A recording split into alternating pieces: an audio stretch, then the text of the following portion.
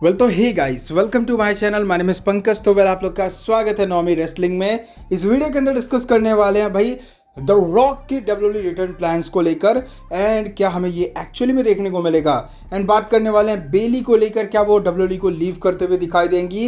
And Roman Reigns भाई publicly spot होते हुए दिखाई दिया और रैंडी ऑर्टन को लेकर बात करेंगे। काफी कुछ अपडेट है, वीडियो एंड तक जरूर देखना। चलते हैं टॉपिक पे आते हैं।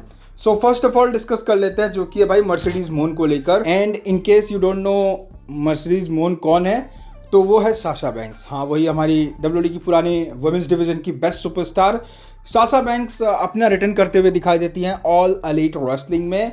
आज ऑल एलीट रेसलिंग का शो था और वहाँ पर ओवेन हार्ट का जो टूर्नामेंट चल रहा था वो स्टार्ट हो रहा था।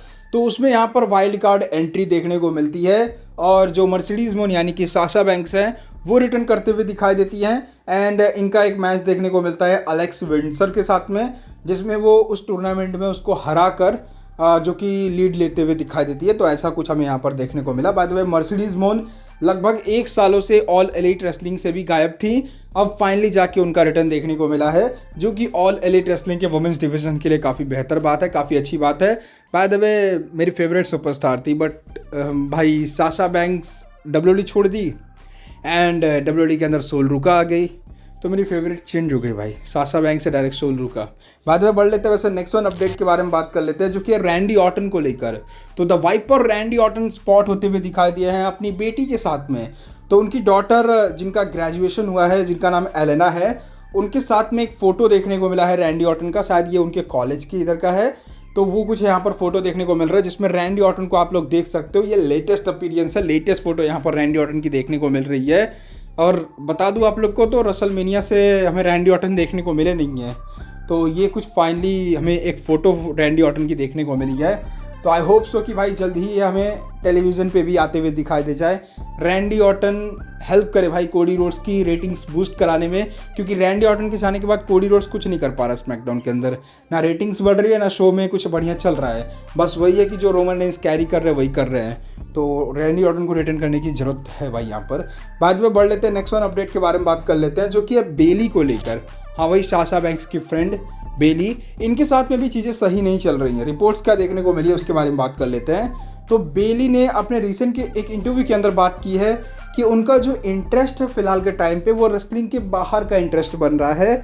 यानी कि रेसलिंग के अंदर उनका इंटरेस्ट फिलहाल धीरे धीरे खत्म होते जा रहा है। उनका इंटरेस्ट जो कि आउटसाइड ऑफ रेसलिंग देखने को मिल रहा है। तो फिलहाल उनका जो कॉन्ट्रैक्ट है डब्ल्यूडब्ल्यूई के साथ में वो 1.5 ईयर का है। ये जो कॉन्ट्रैक्ट है ये खत्म होने के बाद वो कंसिडर करेंगी कुछ और मतलब काम के लिए प्लानिंग करना, ऐसा कुछ यहाँ पर देखने को मिलेगा। शायद वो रेसलिंग के लिए मतलब रेसलिंग से हो सकता है कुछ दिनों के लिए रेस्ट लेते हुए दिखाई दे जाए।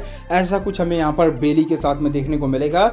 यानी कि सीधे शब्दों में अगर बोले तो बेली कुछ टाइम के लिए हो सकता है डब्ल्यूडब्ल्यूई को लीव करते हुए दिखाई दे सकती है, डब्ल्यूडब्ल्यूई को क्विट करते हुए दिखाई दे सकती है जब उनका कॉन्ट्रैक्ट एक्सपायर हो जाएगा। तो बेली की तरफ से ये कुछ यहाँ पर जवाब देखने को मिलता है। बाय द वे मैं तो चाहूँगा भाई बेली को कुछ ऐसी स्टोरी लाइन पे बुक करो जो कि बेहतर रहे, ताकि बेली का इंटरेस्ट बने। क्योंकि बेली अगर चली गई तो ऑफ कोर्स फिर हमें ये हो सकता है, मे बी क्या पता इन फ्यूचर इनकी जो फ्रेंड है मर्सिडीज मोन यानी कि साशा बैंक्स, इनको मैनिपुलेट करने में काफ़ी सक्सेसफुल रहे और इनको बुला ले ऑल एलीट रेसलिंग में। तो पॉसिबल यहाँ से भी हो सकता है। तो आई होप सो, देखते हैं वैसे डब्ल्यूडब्ल्यूई इनको नेक्स्ट कॉन्ट्रैक्ट अगर देती है तो क्या होता है, क्या बेली इसको एक्सेप्ट करती है या फिर वो कुछ और ही करने का प्लान करती है। बाद में बात कर लेते हैं नेक्स्ट वन अपडेट के बारे में, जो कि है भाई रोमन रेंस को लेकर।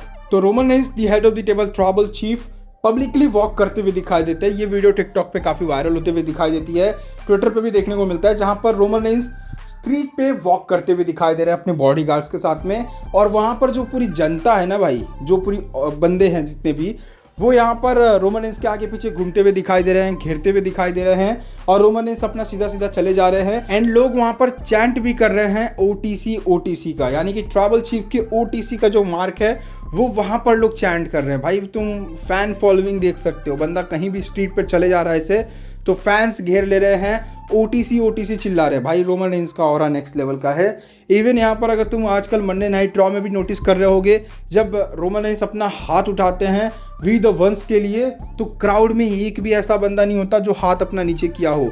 सारे के सारे बंदे उनके लिए हाथ ऊपर कर लेते हैं ट्राइबल चीफ को एक्नॉलेज करने के लिए। भाई ऑरा फील कर सकते हो तुम रोमन रेंस का।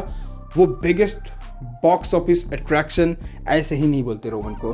बाद में बात कर लेते हैं नेक्स्ट वन अपडेट के बारे में, जो कि है भाई द रॉक को लेकर। तो the people Sam the Brahma bull the rock, क्या हमें इनका रिटर्न देखने को मिलेगा WWE के अंदर बहुत ही जल्द।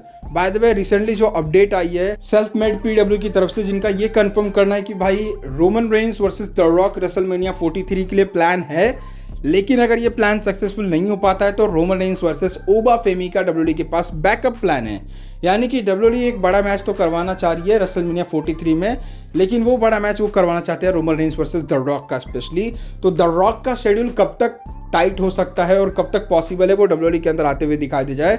बाद में अभी तो अपने वो हॉलीवुड मूवीज़ के अंदर फिलहाल बिजी हैं, लेकिन अगर बात करें अगर WWE इनके शेड्यूल को देखना चाहेगी और इनको अगर रेसलमेनिया के लिए फ्री करवा के इनको कॉन्ट्रैक्ट देना चाहेगी या फिर इनका रिटर्न करवाना चाहेगी, तो वो हो सकता है पॉसिबली सर्वाइवर सीरीज के बाद एंड रॉयल रंबल से स्टार्ट करे तो बात बहुत बढ़िया रहेगी, क्योंकि ये वही टाइमलाइन है जहां पर रेसलमेनिया का बिल्डअप स्टार्ट होता है।